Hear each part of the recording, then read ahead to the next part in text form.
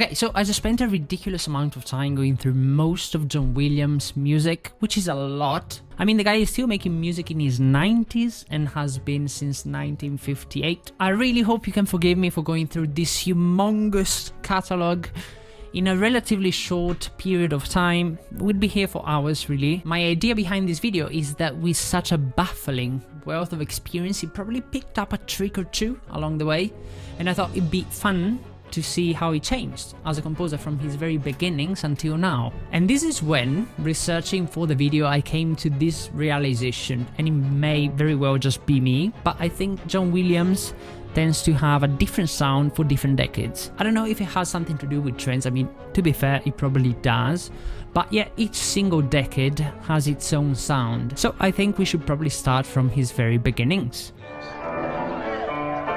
John Williams was and still is an exceptional jazz pianist. This kind of talent doesn't often go unnoticed, and that's how he got started. After his studies at Juilliard, he began working as a session pianist and orchestrator for film studios, and these were likely very instrumental years for his formation, as he got to work for some of the greatest of all time, like Alfred Newman, Bernard Herrmann, and of course the one and only Henry Mancini, for whom he famously played the piano on the Peter Gunn soundtrack.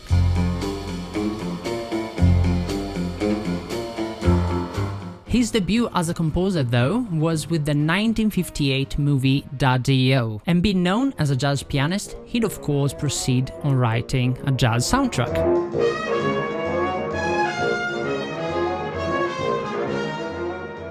Fun fact, and this is just to take him down from the pedestal where we often like to put him, John Williams was not well established at the time and was only credited as the composer for this soundtrack 2 years after the release of the movie.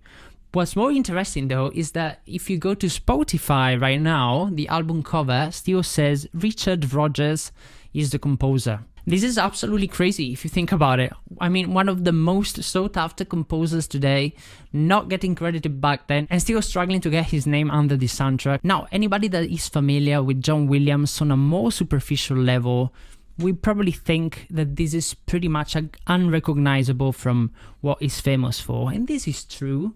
Yes, but it's actually written quite a few with jazz cues up to, believe it or not, 2017. I've put together a short greatest hits just to amuse you. Have a listen.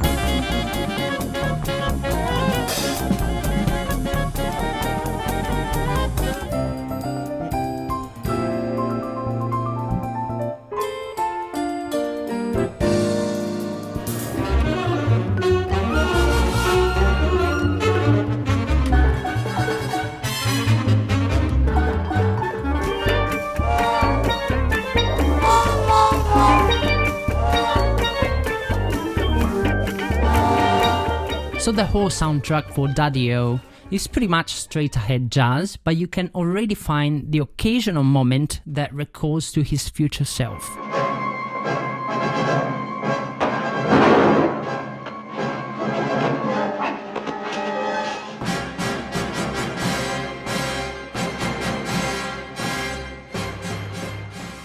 I don't know, I'm probably looking into this too much, but yeah, this is pretty much all he does throughout the 60s. Many of his themes from this period are amazing, for sure, but are also quite similar with each other and certainly lack his classic footprint. What he already shows right from the very beginnings of his career, though, is a clear knack for catchy melodies and tight structure. When you dig deeper into more obscure cues, you can still find occasional moments that borrow from a different world, and show that he was certainly starting to build the complex harmonic vocabulary we later recognize as a big part of his musical identity. This is just to be obnoxiously nerdy, but let me just point your attention to this major 9 voicing you hear at the beginning of the cue. He clearly took it from Aaron Copland's Appalachian Spring, and he would use it in the future across so many cues in different styles and genres.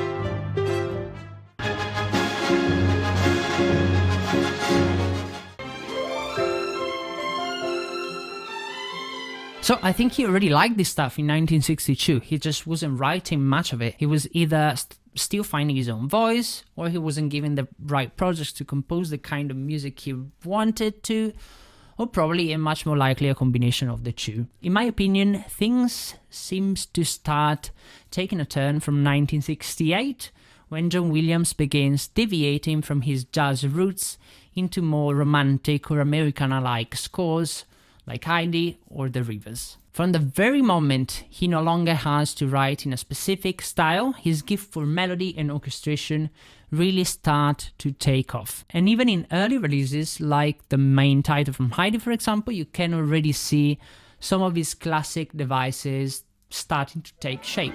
To mention a few, we've got a primitive form of some of these classic orchestrations like winds and triangle trios in background texture, or winds accented by the glockenspiel,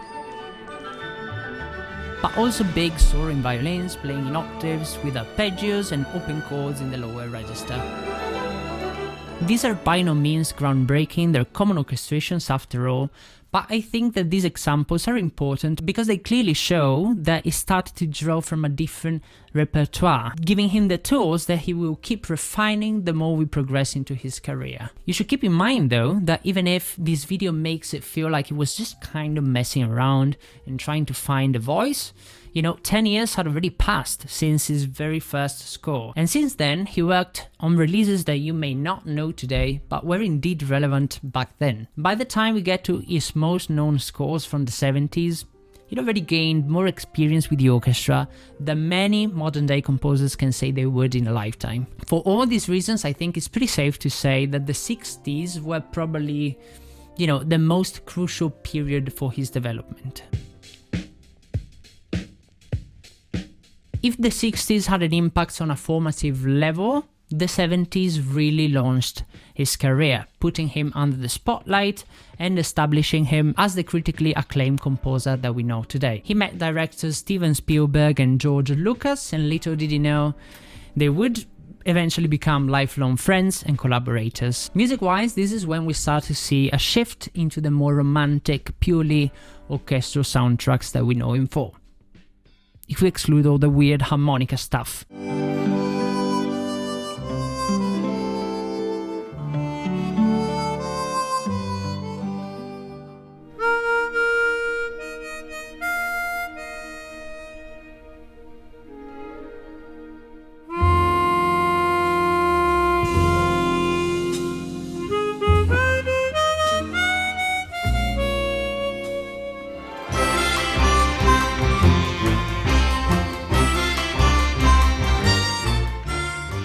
In 1975, he wins his first Academy Award with Jaws. This is obviously a masterpiece, and while his previous music had elements of what you find here, his instantly recognizable voice starts to become clearer only with Jaws, in my opinion. How is that though? First of all, he really refined his use of leitmotif, something he's renowned for now. It's a common technique which he did use in the past, but not quite to this extent. There are so many different variations of the shark theme, and each one of them is different to better fit the drama. I'm just gonna play a few different ones.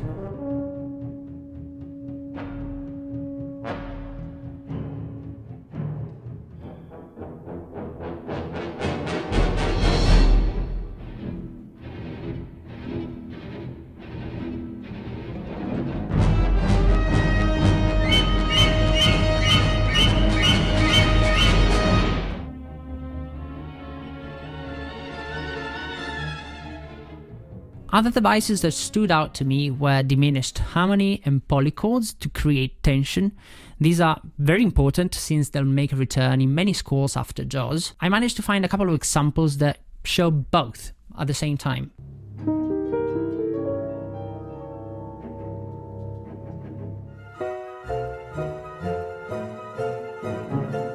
This chord in particular is famously known as Stravinsky's Petrushka chord, and it's no coincidence, he clearly already liked concert music, and you'll find many more quotes like this in other soundtracks as well. Another important one is pedal tones, which we know he still loves and is done no shortage of. Here's a couple of similar ones.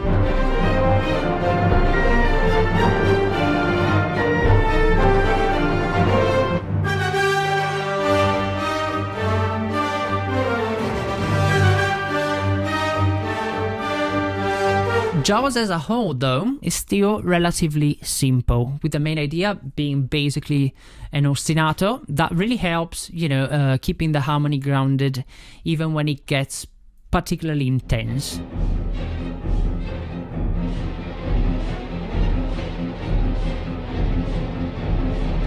His orchestration aesthetic here is similar to how we know him today, but it's much less active, mostly changing in blocks at the beginning of new sections. And please forgive me for oversimplifying. There are exceptions, of course, but this is just a good general point. Now, skipping a few scores, finally, almost 20 years into John Williams' composing career is 1977, and you know where this is going. Undoubtedly his most iconic score. But why? I don't know if there is an easy answer for this. Obviously, the huge success of the movie helped, but there are equally successful movies without as much of a musical counterpart. I think so much of his musical identity was able to emerge here because a story like this allows for much more creative freedom than basically anything else he'd worked on so far. The fact of being given the freedom to express the full range of emotions allowed him to write a wide variety of cues in different styles, and as a result, Star Wars has a little bit of everything, the past, the present, and the future Williams. Also, fun trivia fact, this was actually his first score with a full orchestra, so there's that too. And just to list a few devices we see making an appearance here, we have more complex impressionistic textures that will often return in the future in many different shapes and forms.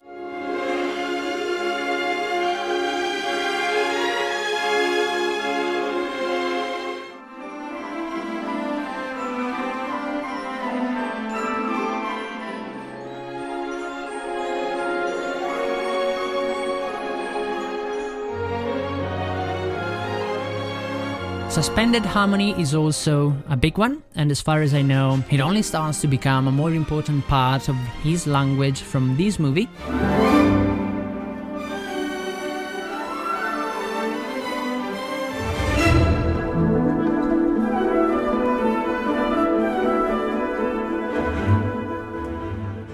He does a lot of harmonic playing as well, which I can't say I had encountered quite to this extent until now. And of course a lot, and I mean a lot, of polychords and pedal tones.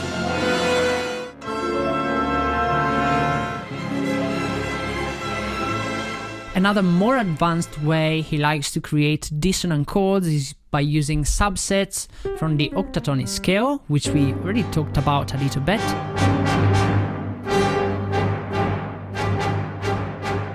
And of course, it goes without saying that he also likes to use the same diminished harmony in other ways like runs and phrases.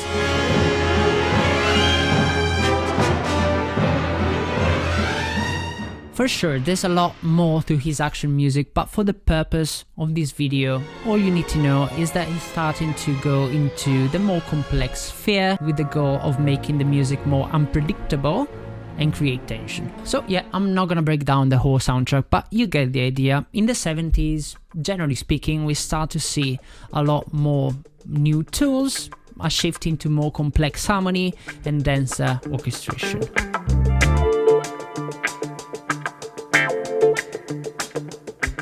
If in the 70s John Williams was still finding his own sound, I think in the 80s he really started to work hard to refine it. Anything he produced in this decade is much more clean and well polished under any aspect really, and as amazing as the original Star Wars soundtrack may be, still sounds quite raw by comparison. In 1981 he starts to work on another massively successful franchise with the movie Raiders of the Lost Ark, and if you've watched it or listened to the soundtrack, I think you'll agree that there's just something a little different about it. Apart from the music having a different vibe, which is of course expected, a lot of what we talked about before is still true here, but feels more effortless to me. Have a listen to the beginning of this cue, for example. He switches between three completely different themes in the most natural of ways. It's just amazing.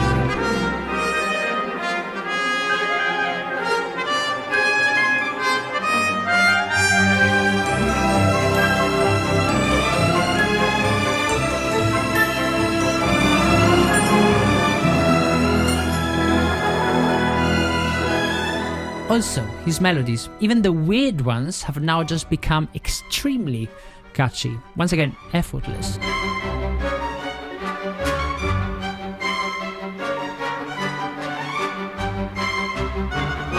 We also see a continuation of a really interesting trend that he started with Leia's theme in the way he likes to express the language of love or romance.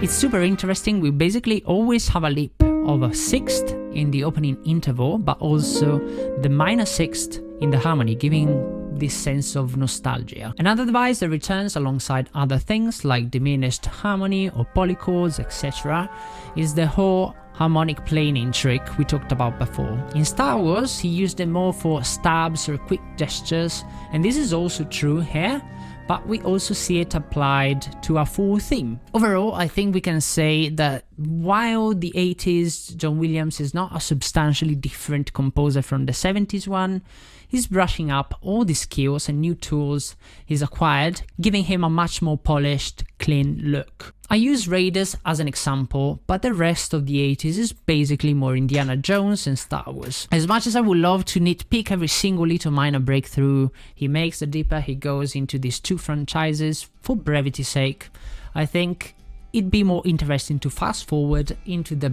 90s and see how his hard work and discipline is going to pay off later on.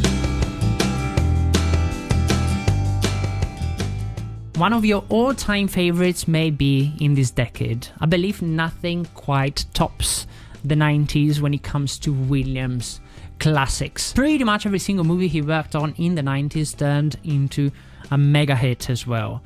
And it's no wonder some of these soundtracks that go with them are so iconic. To mention a few, we've got Home Alone, Schindler's List, for which he won the Oscar, Jurassic Park, and of course there's a return to the Star Wars franchise again with The Phantom Menace. It's hard to pick a cue that sums up the 90s, but one that kinda stands out to me and also seems to be a fan favorite is Flight to Neverland from the movie Hook.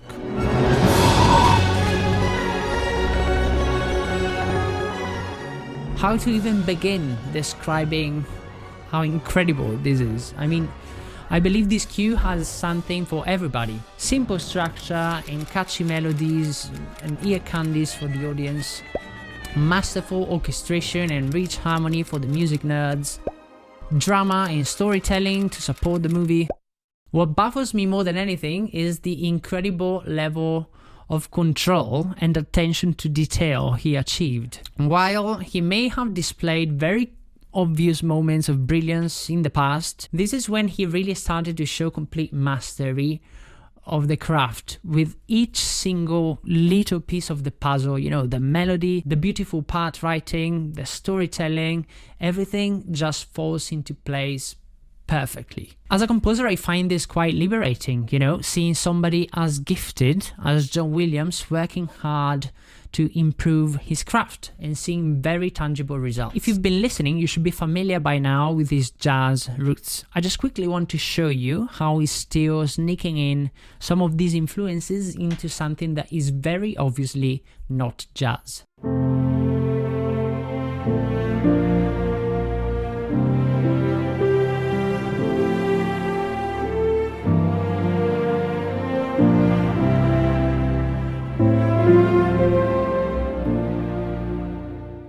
Before we move on to the next decade, I feel like we have to somehow tackle at least a little bit of his action music, since, you know, it's a big part of his body of work. I think the release of the new Star Wars in 1999 gives me a good opportunity to compare, you know, a couple of cues with the OG soundtrack.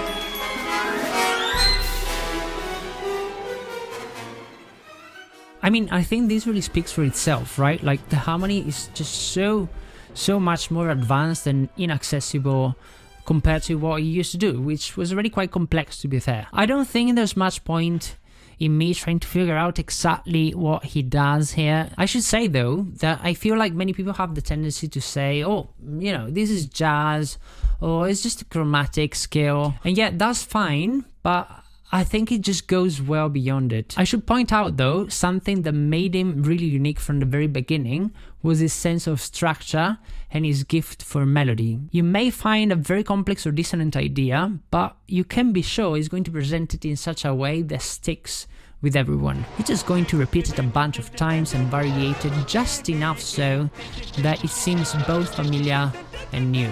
And this is true for any action cue from any era. He just kept getting better at it over the past 20 years, so that's why it feels much more polished. What I find interesting about all these scores he's written until now is that maybe due to the fact of being purely orchestral, as amazing as they can be, and they are amazing, they kind of blend in with each other a little bit. I mean, take any action cue from Jurassic Park and stick it onto the new Indiana Jones or Star Wars movie, I seriously doubt anybody will notice any difference. I'm obviously oversimplifying to make a point, yeah, but this is generally true, and this trend is about to change a little bit in the 2000s. Technologic.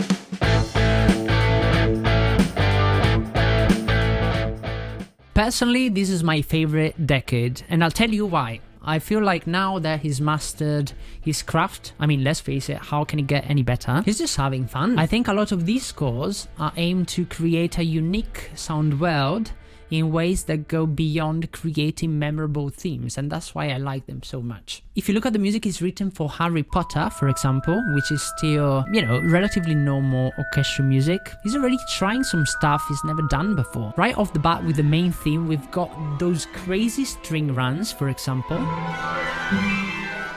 I think what makes this score unique is also a combination of some relatively unusual orchestration with really weird crooked harmony.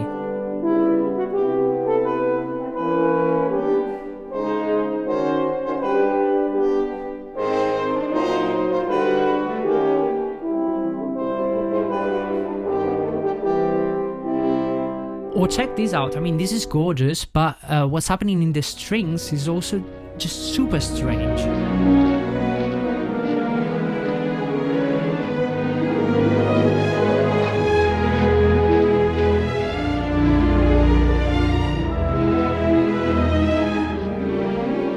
If you're in for some really weird stuff, though, you should really check out some of the music he's done for the third movie.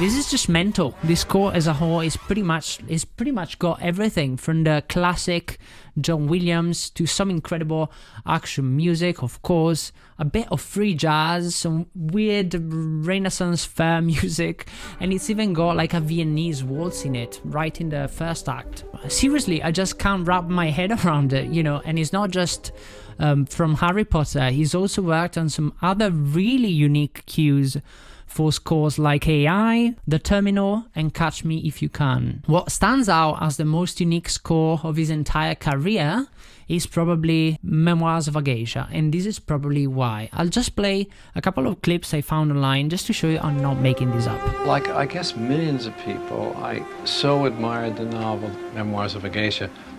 When I heard that it was going to be made into a film, I just said to everyone I know, oh, I would love to do the score for Memoirs of a Geisha. John Williams said to me when we first met that he has never in his career asked to do a film. And he said, but I'm asking to do this one. He was looking for a challenge, and he was looking for something different. And I think this really shows in the soundtrack. And yeah, as a whole, pretty much the entire score is just something completely unique, both composition and orchestration-wise.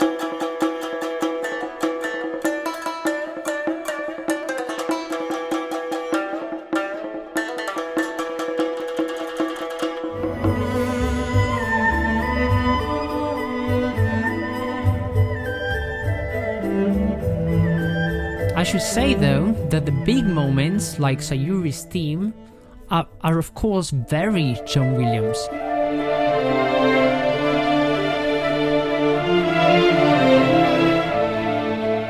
This is just because we live in very litigious times.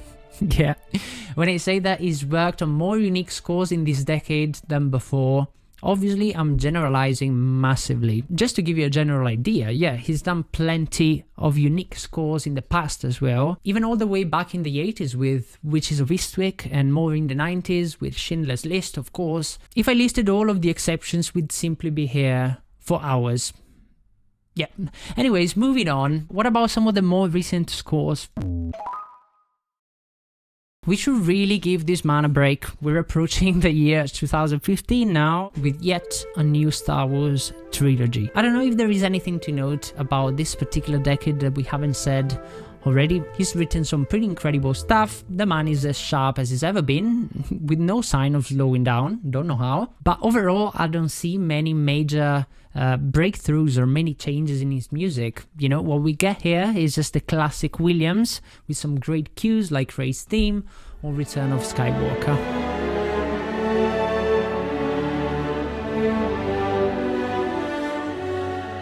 Pretty much all of the music for this new Star Wars trilogy is just flawless, yet I don't think there's anything substantially new. He's just back to his past self, you know, doing his thing extremely well, like he's always done. Now, skipping past a bunch of other amazing scores like Book Thief or BFG, I'm just going to jump straight to the latest release from 2023, Indiana Jones and the Dial of Destiny. I'm not super familiar with this score, to be completely honest, as it's quite new, but I think it's interesting. I think, generally speaking, it kind of sounds more retro. There are moments of extreme romance like these.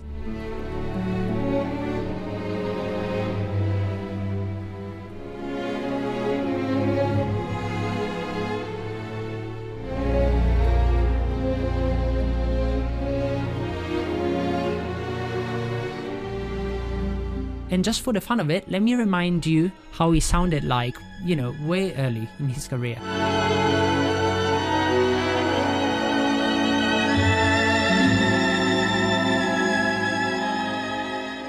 That's interesting, right? And even some of the action cues, which we said, you know, generally speaking, the further we progress into his career kind of sound more complex, they kind of sound simpler now.